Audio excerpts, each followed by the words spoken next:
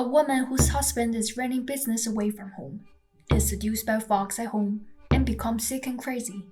Her son sealed the windows of the room and trapped the fox one night, intending to kill it.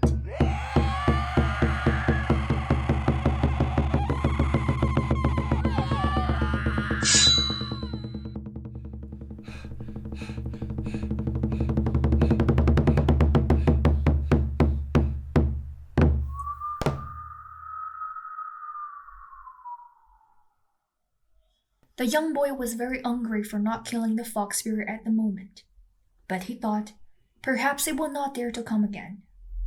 During the day, he followed the blood trail until he found it in a nearby garden. That night, the fox did not come again, but the woman still lay idle, looking like she had died. A few days later, when the businessman returned home, he inquired of his wife about her illness, but his wife exclaimed him in anger. The businessman then invited a doctor, but the wife splashed the herbs on the ground.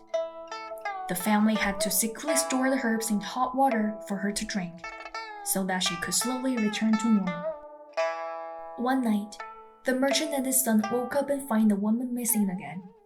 They found her act frantically in another room soon afterwards.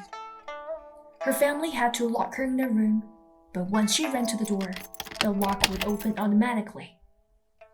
The merchant called in the sorcerer to exorcise the demon, but still to no avail.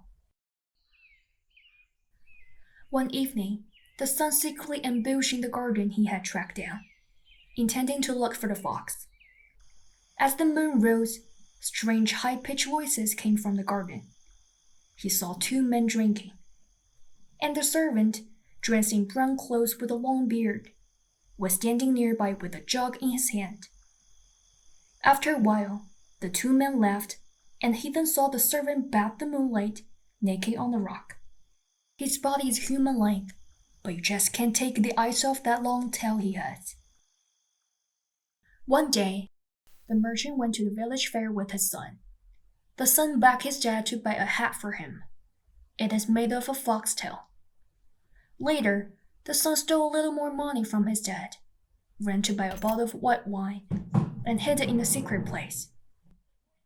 The boy then went to visit his uncle. His uncle is a hunter who also lives in the town, but only his aunt was at home. His aunt inquired about his mother's condition, and the boy replied, 连招稍可，又以耗子啮衣，怒涕不解，故遣我起烈药耳。 Hearing this, his aunt took a packet of poison to the boy, and he quietly poured the poison into the wine he had hidden. From that day on, the son walked around the market every day. One day, the son noticed the bearded servant mixing with the crowd. He followed behind the servant and offered to chat with him. When the son asked him where he lived, the servant replied, 吾居北村，少年何住？吾居山洞中。我士居洞府，君故否耶？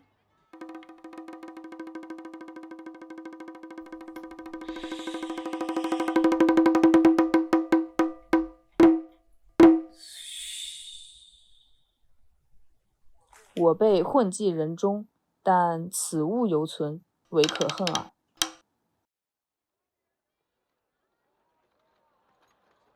在世与何作？